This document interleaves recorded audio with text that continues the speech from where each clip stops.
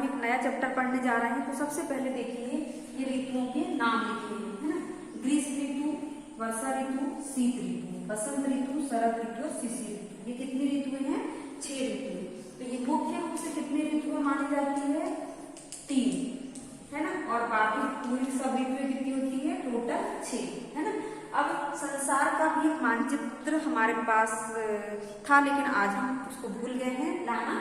तो देखिए आज हम एक कविता पढ़ेंगे। उस कविता को पढ़ने से पहले आपको बताना है कि आप सभी को किस मतलब कौन कौन सी ऋतुएं जानते हैं। हम मुख्य रूप से 3 ऋतु जानते हैं, ग्रीष्म ऋतु, वर्षा ऋतु, शीत ऋतु, लेकिन 6 है। इनके बीच बीच में एक ऋतु आती है। जैसे कि सबसे पहले अगर मान लो वर्षा ऋतु आई, है ना, तो वर्षा के बाद शरद ऋतु आती है, फिर उसके बाद शीत ऋतु आई तो फिर बसंत ऋतु आती है, उसके बाद ग्रीष्म ऋतु आई तो शिशिर ऋतु आती है ना, यानी कि जिसमें ज्यादा ठंड पड़ती है। हाँ, अब देखिए कुछ ऐसे देश हैं जहां पर जैसे कि ऑस्ट्रेलिया, अमेरिका और कनाडा देशों में भी 6 ऋतु होती है। यदि नहीं तो वहां और कौन सी ऋतुएं होती है ना।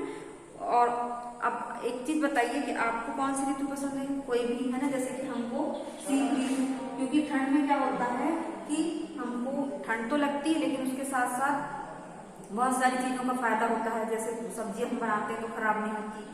किसी लोगों को वर्षा ऋतु पसंद है क्योंकि वर्षा ऋतु में क्या होता है, अनाज उपजाया जाता है और अनाज के बिना मनुष्य का जीवन क्या है? अधूरा है ना। अब देखिए जो कनाडा है और ऑस्ट्रेलिया है वहां पर कितनी ऋतुएं होती है? सिर्फ 4 ऋतुएं होती है ना। विभिन्न देशों में एक ही समय में ऋतुओं के विभिन्न रूप को इस नाम से जाना जा सकता है कि भारत में क्रिसमस ठंड के मौसम में मनाया जाता है ना। जैसे कि अभी 25 दिसंबर को क्रिसमस डे था, लेकिन उस समय ऑस्ट्रेलिया में गर्मी पड़ती है। इसी कारण वहां यह त्योहार गर्मी में मनाया जाता है। यानी क्रिसमस का त्योहार भारत में ठंड की ऋतु मतलब कि दिसंबर में 25 दिसंबर को मनाया जाता है, लेकिन ऑस्ट्रेलिया में गर्मी पड़ती है वहां पर और उस समय गर्मी में ही क्रिसमस का त्योहार मनाया जाता है। अब भारत की विभिन्न ऋतुओं को किन महीनों में मनाया जाता है ना। जैसे कि अप्रैल, मई, जून, जुलाई, है ना। इसमें जैसे कि जुलाई अगस्त, इसमें क्या है सबसे पहले तो मई जून, मार्च अप्रैल मई जून, ये 4 महीने जो रहते हैं कौन सी ऋतु के होते हैं? ग्रीष्म ऋतु के, है ना। उसके बाद जुलाई अगस्त सितंबर अक्टूबर, ये 4 महीनों में वर्षा ऋतु होती है। उसके बाद फिर नवंबर दिसंबर जनवरी फरवरी, ये 4 महीने जो होते हैं वो ठंड की ऋतु के लिए होते हैं। हाँ, अब बताइए भारत में सबसे अधिक वर्षा चेरापूंजी में होती है ना। यदि आपको केवल एक मौसम में जीना पड़े तो आपको कैसा लगेगा? अच्छा नहीं लगेगा, है ना। उसके बाद देखिए दुखी हो जाएंगे। पूरे साल वाला एक ही मौसम हमेशा बरसात होगी तो हमको दुख होगा कि बस हम निकल नहीं पा रहे हैं, पानी आ रहा है ना। किसी स्थान पर जाना चाहेंगे तो वहां नहीं जा पाएंगे और ऊब जाएंगे, है ना। बहुत सारी अगर एक ही ऋतु हो, हमेशा वर्षा ऋतु होगी या हमेशा ठंड पड़ेगी या हमेशा गर्मी पड़ेगी तो हमको बहुत तकलीफ होगी, है ना। एक ही ऋतु, इसलिए सभी ऋतुओं का होना बहुत जरूरी है ना। कि सभी ऋतुएं रहेंगी तो हम अलग अलग मौसम में अलग अलग प्रकार से, है ना, जीवन यापन करेंगे, कहीं जा सकते हैं, उबेंगे भी नहीं। और एक ही एक चीज चलती तो हम उब जाते हैं। तो देखिए अब हम ये चैप्टर आपको बताने जा रहे हैं जिसका नाम है एक बूंद कविता है अयोध्या सिंह उपाध्याय की। तो सबसे पहले यहाँ पर देखिए पाठ की ओर। अगर आपको किसी ऊंची जगह से नीचे गिराया जाए तो आपको कैसा लगेगा, है ना। तो उससे हमको क्या लगेगा? चोट लग जाएगी, हम बेहोश हो जाएंगे और दुखी हो जाएंगे, है ना।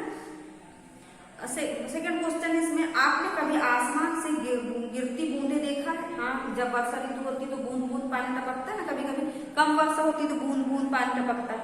अब देखिए बूंद को ऊपर से नीचे आते हुए कैसा महसूस होता होगा? यानी कि उस बूंद को ऊपर से नीचे आते देखे, मतलब नीचे आते समय बड़ी खुशी होती होगी या मतलब वो खुशी से झूम उठती होगी। तो आज जो है हम आपको एक चैप्टर पढ़ाने जा रहे हैं, है ना। तो वो पढ़ना है हमको। अब बताइए बारिश की पहली बूंद का अनुभव कैसा लगता है? खुशी से हम झूम उठते हैं, दोस्तों के साथ मस्ती करते हैं। जब पहली बरसात का पानी आता है तो सबसे पहले वर्षा होती है तो हम खुश हो जाते हैं। किसान जो है बादलों की ओर देखता है कि पानी गिरे, है ना, वर्षा हो। और वर्षा जब होती है तो खुशी के कारण किसान भी झूम उठता है, हम भी झूम उठते हैं, है ना। क्योंकि क्या होता है, पानी से अनाज उत्पन्न किया जाता है, दोस्तों के साथ मस्ती करने लगते हैं, भीगने के डर से छाता खोल देते हैं, है ना। इसके बाद ऊपर से नीचे फेंके जाने का अनुभव, जैसे कि चोट लग जाती है, अगर बूंद ऊपर से नीचे गिरेगी तो चोट लगेगी, बेहोश हो जाएगी, रोते हुए नीचे आएंगे, अगर हमको ऐसा किसी ने किया। तो आज जो है हम जो चैप्टर पढ़ने जा रहे हैं उसका नाम है एक बूंद। ये हमने लिख चुके हैं, एक बूंद कविता है, ये अयोध्या सिंह उपाध्याय की, है ना। तो हम इस कविता को आपके सामने प्रस्तुत कर रहे हैं। देखिए, आओ पढ़े।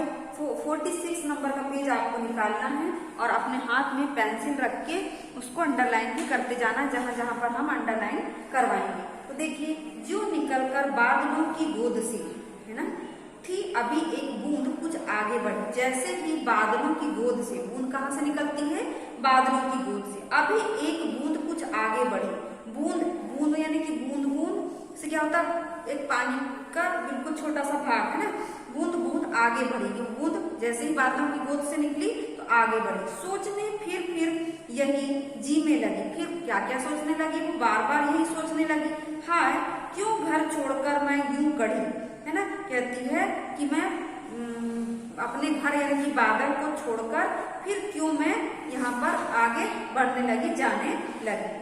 देव मेरे भाग्य में है क्या बदा, यानी भगवान से प्रार्थना करेगी, हे देव मेरे भाग्य में क्या लिखा है। बदा का मतलब होता है लिखना, ठीक है।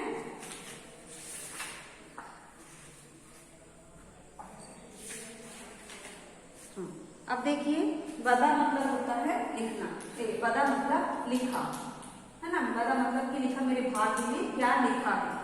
उसके बाद देखिए, फिर बोलती है मैं बचूंगी या मिलूंगी धूल में। हे ईश्वर, अब मैं ऊपर से गिर रही हूँ तो मैं बचूंगी कि धूल में मिल जाऊंगी, या जलूंगी फिर अंगारे पर किसी, यानी कि अगर मैं अंगारे पे गिरूंगी तो कहीं जल ना जाऊं।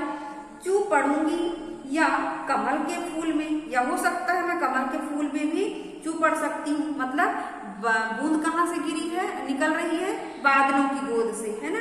बादल जब छाते हैं तभी वर्षा होती है ना, तो इसीलिए बूंद जो है कहाँ से निकली है, किसकी गोद से? बादलों की गोद से।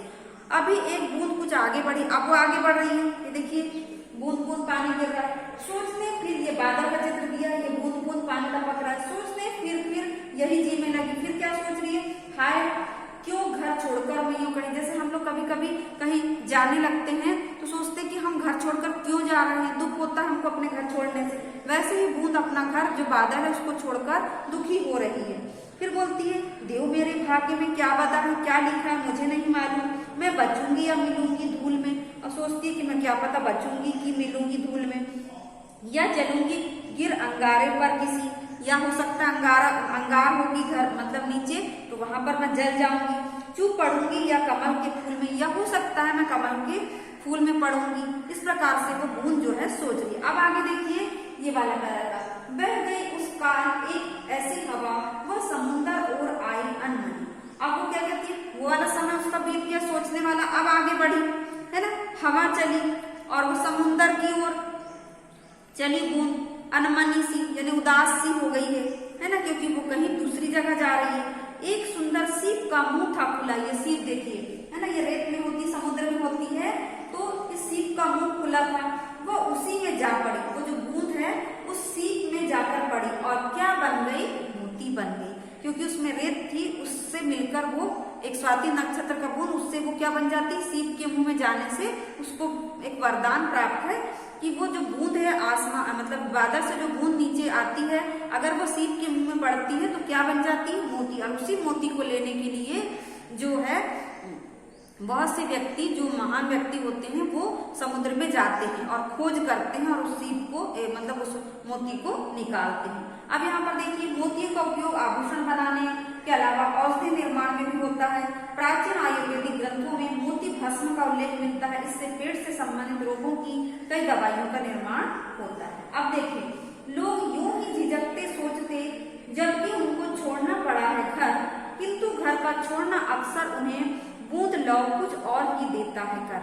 अब आखिरी पैराग्राफ में देखो कितनी अच्छी बात कही गई है कि लोग बेकार में ही झिझकते हैं अपना घर छोड़ने से। जब उनको घर छोड़ना पड़ता है तो वे दुखी होते हैं, किंतु घर का छोड़ना अक्सर उन्हें बूंद लौ कुछ और ही देता। अगर हम घर छोड़ते हैं कुछ अच्छे कार्य के लिए तो हमको उसमें प्रगति या विकास हमारा जरूर होता है। तो इसलिए इस कविता के माध्यम से कवि अयोध्या सिंह उपाध्याय जी यह कहना चाहते हैं कि मनुष्य को अपना घर छोड़ते समय कभी दुखी नहीं होना चाहिए। अगर हम कोई अच्छा लक्ष्य प्राप्त करने के लिए अपने घर से निकले हैं तो हमें सफलता अवश्य प्राप्त होती है। जिस तरह की बूंद डर रही थी वैसे ही हम अपना घर छोड़ते समय डरते हैं, लेकिन अगर हम एक बार घर छोड़कर निकलते हैं किसी अच्छे लक्ष्य के लिए तो हमें हमारे रास्ते में अवश्य सफलता प्राप्त होती है। तो देखिए अब हम अयोध्या सिंह उपाध्याय जी का जीवन परिचय आपको बता देते हैं। कविवर हरिऔध, इनका पूरा नाम है अयोध्या सिंह उपाध्याय हरिऔध, हिंदी के सुप्रसिद्ध साहित्यकार थे। उनका जन्म उत्तर प्रदेश के आजमगढ़ जिले के निजामाबाद नामक ग्राम में 15 अप्रैल 1865 मतलब 1865 को हुआ था। इनके पिता का नाम भोलानाथ उपाध्याय था। उन्होंने सिख धर्म अपनाकर अपना नाम भोला सिंह रख लिया। इनकी प्रारंभिक शिक्षा गांव की पाठशाला में हुई। स्वास्थ्य कारणों से उन्होंने संस्कृत, उर्दू, फारसी और अंग्रेजी का अध्ययन घर पर ही रहकर किया। इन्होंने निजामाबाद स्कूल में अध्यापन के अलावा काशी हिंदू विश्वविद्यालय के हिंदी विभाग में कई वर्षों तक अध्यापन कार्य किया। अवकाश प्राप्त करने के बाद ये अपने गांव वापस आ गए और वहीं रहकर साहित्य सेवा करते रहे। 1947 में निजामाबाद में इनका देहावसान हो गया। इनकी 47 मतलब 1947 में निजामाबाद में इनकी मृत्यु हो गई। इनकी सबसे महत्वपूर्ण पुस्तक प्रिय प्रवास है। यह हिंदी खड़ी बोली का महाकाव्य है। तो देखो बच्चों, आज के लिए इतना काफी है। आज आपको होमवर्क में क्या करना है, ये कविता को एक बार अच्छे से अपने से पढ़ के देखना है। इसमें जितनी भी कठिन मीनिंग आई है, शब्दार्थ आए हैं, उसको आपको कॉपी में नोट करना है ना, या फिर पेंसिल से यही बुक में लिखना है। उसके बाद अयोध्या सिंह उपाध्याय जी का जीवन परिचय याद करके आपको कॉपी में नोट करके लिखना है, नोट करना है, मतलब 1 2 3 ऐसे पॉइंट बना के लिखना है। तो आज की कक्षा हम यही समाप्त कर रहे हैं। धन्यवाद बच्चों।